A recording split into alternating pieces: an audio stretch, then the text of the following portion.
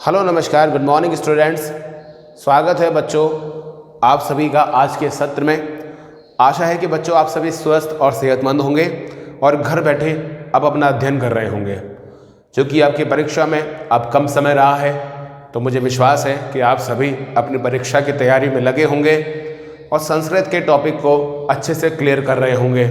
संस्कृत पे आपका विशेष ध्यान होना चाहिए क्योंकि संस्कृत जितना सरल आप सभी को लगता है वो दरअसल उतना सरल है नहीं।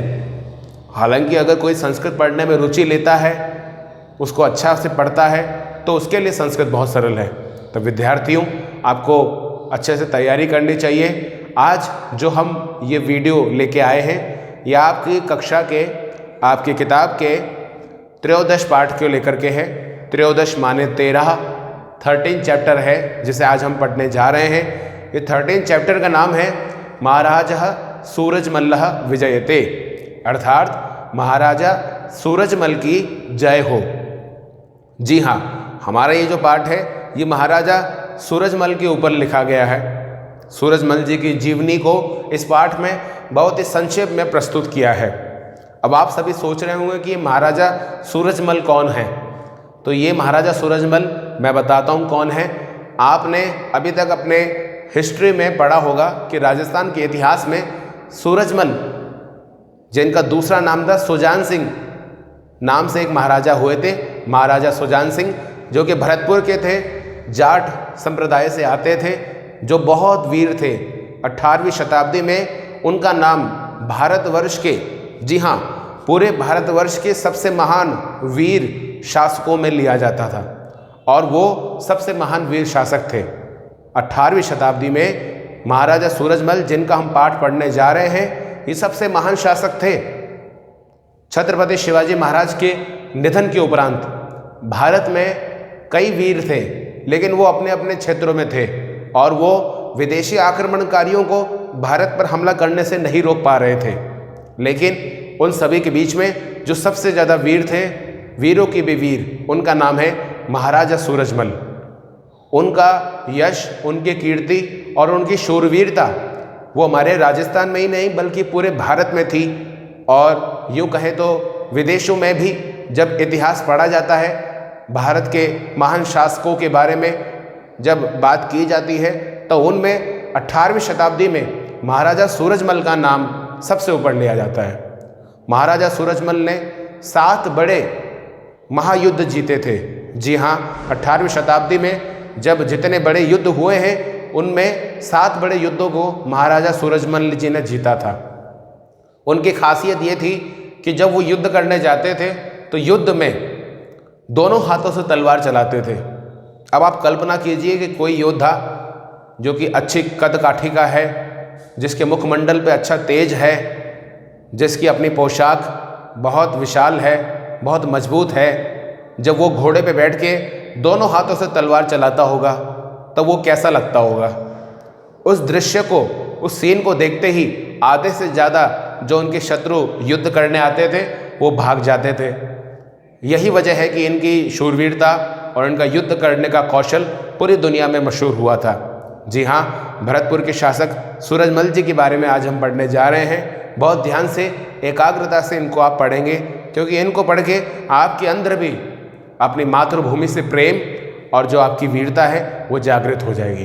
तो आइए हम सीधे प्रारंभ करते हैं हमारा ये त्रयोदश पाठ जिसका नाम है महाराजा सूरजमल्लः विजयते, अर्थात महाराजा सूरजमल की जय हो। तो आइए स्टूडेंट्स, अब हम पढ़ते हैं पाठ त्रयोदश, पाठ की भूमिका। सबसे पहले आप देख रहे हैं कि पाठ में फ्रंट पर ऊपर 3.5 लाइन दी हुई है संस्कृत में। इन 3.5 लाइन में आपके इस पाठ का मूल संदर्भ और प्रसंग दिया हुआ है। इसको पढ़ करके आपको ज्ञात होगा कि हमारा पाठ किस विषय पर बना है, वो कहना क्या चाहता है और पाठ की विशेषता क्या है। तो आइए बच्चों, पहले हम पाठ की भूमिका या पाठ का परिचय जिसे कहते हैं, जो ऊपर दिखाई दे रहा है, इसको पढ़ते हैं। उसके बाद में हम ये पाठ शुरू करेंगे। पाठ की भूमिका सबसे इम्पोर्टेंट होती है बच्चों, इसलिए उसको ध्यान से पढ़ने की आवश्यकता होती है। अगर पाठ की भूमिका को हम सही से पढ़ लेते हैं, समझ लेते हैं, तो हमें पाठ में कोई परेशानी नहीं होती है। और अगर हम पाठ की भूमिका को ध्यान से नहीं पढ़ते हैं तो पाठ को समझने में हमें मुश्किल होती है। तो बच्चों, हर पाठ की भूमिका बड़ी महत्वपूर्ण होती है। तो आप सभी पाठ की भूमिका हम पढ़ने जा रहे हैं, इसको ध्यान से पढ़ेंगे और सुनेंगे। सबसे पहले लिखा है ऊपर, अस्याम राजस्थान भूमौ, यानी इस राजस्थान भूमि में अन्न उत्पादने न्यूनाधिकम भवतु नाम है, यानी इस राजस्थान भूमि में अन्न का उत्पादन कम या अधिक हो सकता है। न्यून प्लस अधिक, अधिक्यम। न्यून मतलब कम और अधिक्यम मतलब ज़्यादा।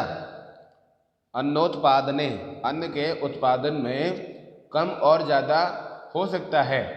इस लाइन का अर्थ हुआ, इस राजस्थान की भूमि में अन्न का उत्पादन, अन्न यानी अनाज का उत्पादन कम या ज़्यादा अधिक हो सकता है, परंतु लेकिन वीरोत्पादने, यानी वीर प्लस उत्पादने, वीरों को, शूरवीरों को, उत्पादने यानी पैदा करने में, उत्पादन करने में अत्र कदापि न्यूनता न अस्ति। यह अत्र यानी यह, यहाँ कभी भी न्यूनता नहीं थी, यानी वीरों को उत्पन्न करने में यहाँ कभी भी कमी नहीं थी। पहली लाइन का अर्थ यह हुआ। आगे लिखा है, अतएव यानी इसलिए ही, वीर प्रसिविनी, वीरों को उत्पन्न करने वाली, भूमि रियम उच्यते, भूमि इसे उच्यते यानी कहा जाता है, इसलिए ही इसे वीरों को पैदा करने वाली भूमि कहा जाता है। इतिहास विद्भिः कविभिश्च, किसके द्वारा? इतिहासकारों के और कवियों के द्वारा। इस लाइन का मतलब हुआ, इसलिए इतिहासकारों और कवियों के द्वारा इस भूमि को वीरों को उत्पन्न करने वाली कहा जाता है। आगे लिखा है, यथा यानी जैसे,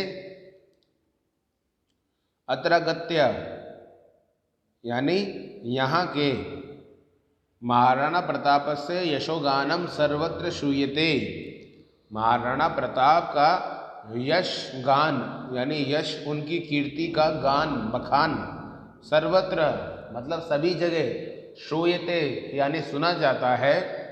तथैव वैसे ही, तथैव मतलब वैसे ही, उसी प्रकार, भरतपुरस्य, भरतपुर नाम की एक जगह है, भरतपुरस्य महाराजः सूरजमल्लः अपि, यानी वैसे ही भरतपुर के महाराजा सूरजमल भी, आभारतम अतीव प्रसिद्धो अस्ति, आभारतम मतलब पूरे भारत में प्रसिद्ध है। वैसे ही जो है कि ये हमारी धरती बीच में, इसलिए कहा जाता है, इसे भारत के जो हमारे प्रसिद्ध हैं महाराणा प्रताप, उनका यश और गान पूरी दुनिया में जैसे कहा जाता है, वैसे ही भरतपुर के महाराजा सूरजमल का भी यश और गान आभारतम यानी पूरे भारत में अतीव प्रसिद्ध है। अतीव यानी बहुत प्रसिद्ध है। अस्मिन् पाठे यानी इस पाठ में, तस्यैव उनके ही, अमलम जीवन चरित्रम अति संक्षेपणम प्रस्तूयते। अमलम, अमलम मतलब होता है निर्मल, जो स्वच्छ है, निर्मल है, वही यहाँ लिखा हुआ है कि उनके ही निर्मल जीवन चरित्र का यहाँ अति संक्षेप में, बहुत शॉर्ट में प्रस्तुत किया गया है। तो आया आपको समझ में? यानी ये जो पाठ हम पढ़ने जा रहे हैं, ये मूल रूप से भरतपुर के महाराजा सूरजमल का जीवन परिचय है। महाराजा सूरजमल के जीवन में क्या कुछ हुआ, अलग हुआ, जो भी बड़ा हुआ, वो सारी घटनाएं यहाँ पर बताई गई है इस पाठ में। तो अब जो है हम पाठ को शुरू करने जा रहे हैं। इसका नाम है महाराजा सूरजमल्लः विजयते। यानी कि महाराज सूरजमल की जय हो। अब आप ध्यान से पढ़ेंगे, पाठ शुरू हो रहा है। लिखा है महाराजस्य सूरजमल्लस्य जन्म वसंत पंचम्याम 13 फरवरी दिने 1760। ये संस्कृत की गिनती लिखी है, इसको कहते हैं 1760 तमे ईस्वीय वर्षे अभवत। यानी हिंदी अर्थ हुआ महाराजा सूरजमल का जन्म वसंत पंचमी, एक पर्व आता है वसंत पंचमी, आप सभी जानते हैं भली भांति से, अच्छे से। तो महाराजा सूरजमल का जन्म कब होता है? वसंत पंचमी के दिन। और अब कोष्टक में जो दिया है वो लिखा हुआ है 13 फरवरी के दिन। किस दिन? 13 फरवरी के दिन सन 1707 ईस्वी वर्ष में हुआ था। कब हुआ था? 13 फरवरी 1707। 1707 माने 1707 ईयर्स में हुआ था। आगे लिखा हुआ है स ही महाराजस्य बदन सिंहस्य ज्येष्ठ पुत्रः तस्य उत्तराधिकारी च आसीत्।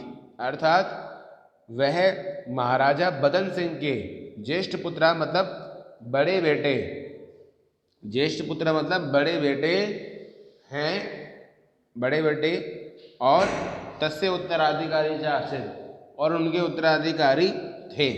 आसित लिखा है, इसका मतलब थे होता है।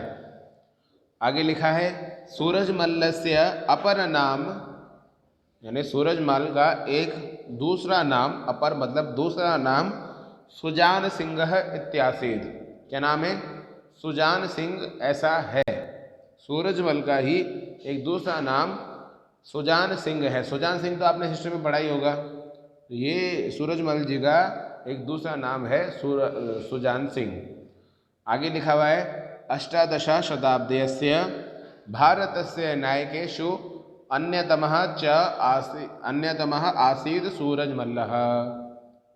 अर्थात 18वीं शताब्दी के भारत के नायकों में जो नायक हुए थे, हमारे हीरोज, स्वतंत्रता सेनानी जो थे, हमारे हीरो थे, जो नेता थे, उनमें सूरजमल प्रमुख थे।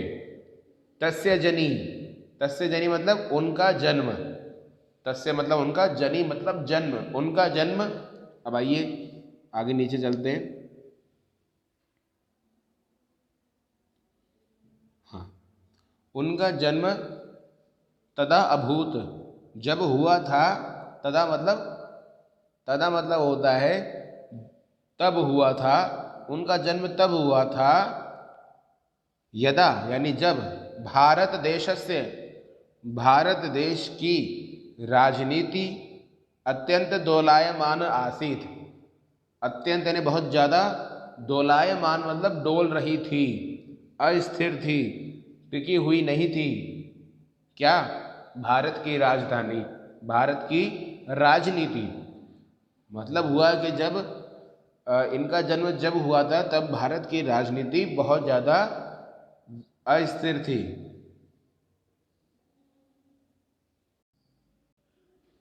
तो बच्चों हम हैं 4th लाइन में।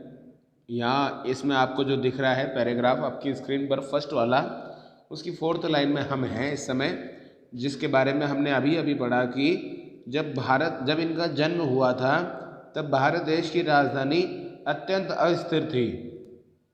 उसके आगे हम पढ़ रहे हैं 4th लाइन में है भारतम च विध्वंसकम शक्तिनाम बहुपाशे सर्वथा निबद्धम आसीत्। और च मतलब होता है और, भारत जो है विध्वंसक, विध्वंस मतलब जो विनाशकारी होते हैं, विध्वंसकारी, शक्तिनाम, शक्तिनाम मतलब शक्तियों के, विनाशकारी शक्तियों के, बहुपाशय, बहुपाश मतलब होता है भुजाओं के, पाशे बंधन में, भुजाओं के बंधन में, बहुपाशे, बहुपाश में, बंधन में, सर्वथा यानी हमेशा के लिए, निबद्धम आसीत् यानी कि निबद्ध मतलब होता है जकड़ा हुआ था।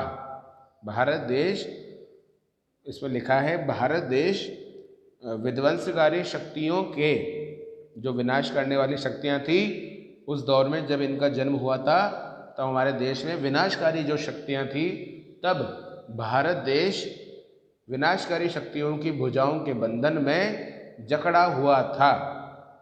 पूरी लाइन का मतलब हुआ कि जब इनका जन्म हुआ तब भारत देश में उनकी राजधानी अत्यंत अस्थिर थी और भारत विध्वंसकारी शक्तियों के बहुपाश में यानी बंधन में फंसा हुआ था, जकड़ा हुआ था। आगे लिखा है नादिर शाह। नादिर शाह एक शासक हुआ, आपको पता ही होगा, इतिहास में हमने पढ़ा होगा। नादिर शाह अहमद शाह अब्दाली इत्यभ्याम पापिभ्याम उत्तर भारते महता पापणेन महता प्रमाणेन नरवद्धा गोवद्धाश्च क्रियन्ते स्म।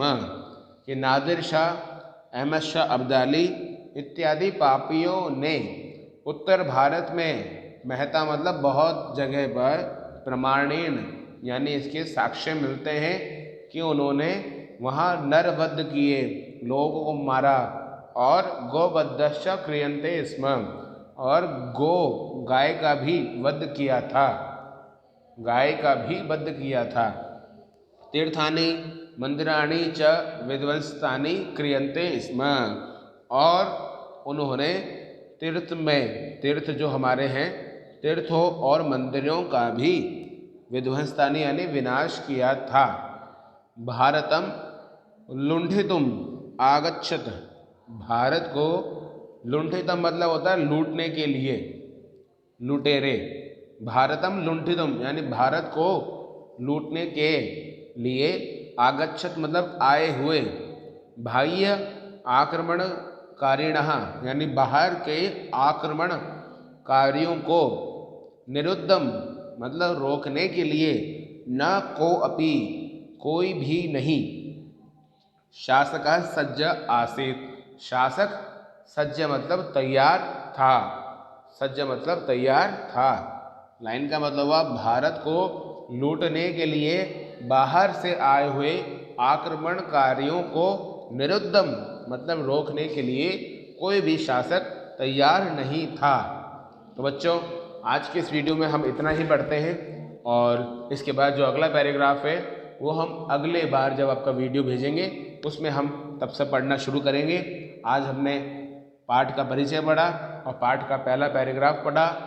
अभी तक हमने पढ़ा कि महाराजा सूरजमल का जन्म कब हुआ था, उनका फैमिली बैकग्राउंड क्या था, और जिन परिस्थितियों में उनका जन्म हुआ था तब हमारे महान भारतवर्ष की स्थिति कैसी थी। अब इसके बाद हम पढ़ेंगे आगे कि महाराजा सूरजमल जो थे उनका जीवन चरित्र कैसा था। तब तक के लिए इस वीडियो को अच्छे से देखिए, लाइक कीजिए और एक एक शब्द, एक एक शब्दार्थ का अच्छे से अध्ययन कीजिए। अपना विशेष ध्यान रखिए। अगले वीडियो में इसके आगे से हम पढ़ेंगे। तब तक के लिए नमस्कार।